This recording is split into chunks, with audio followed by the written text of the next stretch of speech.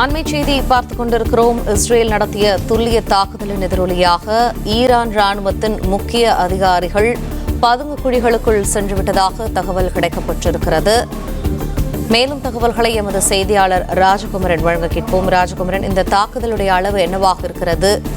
இது தொடர்பான விரிவான தகவல்கள்.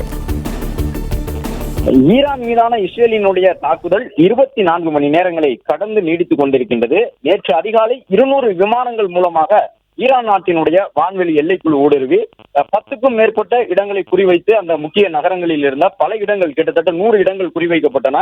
அவையெல்லாம் தாக்கி அழிக்கப்பட்டன. அது மட்டுமல்லாமல் முக்கியமான ராணுவ தளபதிகளையும் கண்டறிந்து ஈரான் நாட்டு எல்லைக்குள்ளே சென்று இஸ்ரேல் ராணுவம் இந்த தாக்குதலை நடத்தி கொண்டிருக்கின்றது. இந்த நிலையில்தான் ஈரான் நாட்டினுடைய முக்கியமான ராணுவ தளபதிகள் நேற்றைய தாக்குதலிலே இறந்து விட்டார்கள். குறிப்பாக ஈரான் நாட்டினுடைய முக்கியமான தளபதிகளில் ஒருவராக இருந்த 30 தளபதியான முகமது பகேரி நேற்று ஈரான் வான் எல்லைக்குள் வந்து ஊடுருவி தாக்குதல் நடத்திய இஸ்ரேலிய தாக்குதலில் உயிரிழந்திருந்தார். அது மட்டுமல்லாமல் ஈரான் ராணுவத்தினுடைய தளபதிகளில் ஒருவராக இருந்த மொஹின் சலாமி என்பவரும் நேற்று கொல்லப்பட்டார். அதோடு சேர்த்து அணுசக்தி உள்ளிட்ட திட்டங்களில் ஈரான் நாட்டினுடைய அணு விஞ்ஞானிகளாக செயல்பட்டுக் கொண்டிருக்கக்கூடிய பல்வேறு ராணுவ முக்கியத்துவம் வாய்ந்த அறிவியலாளர்களும் கொல்லப்பட்டு வருவதாக சொல்லப்படுகின்றது. இந்த நிலையில்தான் இரண்டு பக்கமும், அதாவது ராணுவம் ஒரு பக்கம் ராணுவ நிலைகளை குறிவைத்து தாக்கிக் கொண்டிருக்கின்றது.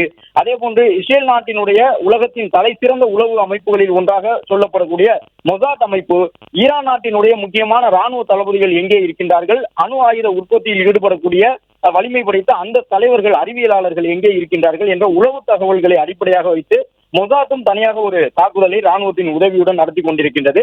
எனவே ஈரான் நாட்டினுடைய முக்கியமான தளபதிகள் பதுங்கு குழிகளுக்குள் சென்று பதுங்க தொடங்கி இருக்கின்றார்கள் என்ற தகவல் அந்த நாட்டிலிருந்து வெளியாகி இருக்கின்றது.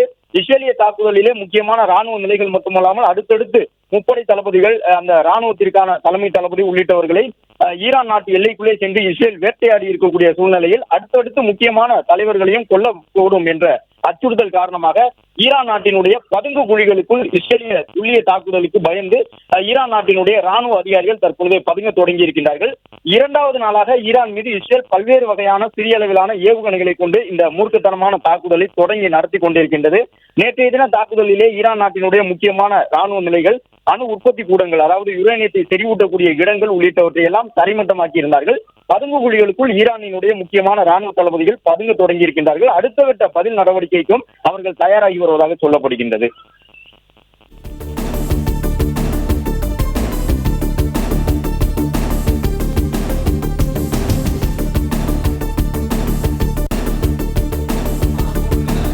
நன்றி ராஜ்குமரன், விரிவான தகவல்களுக்கு.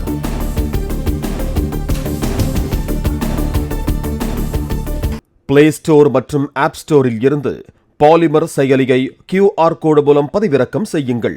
செய்திகளை உடனுக்குடன் பெறுங்கள்.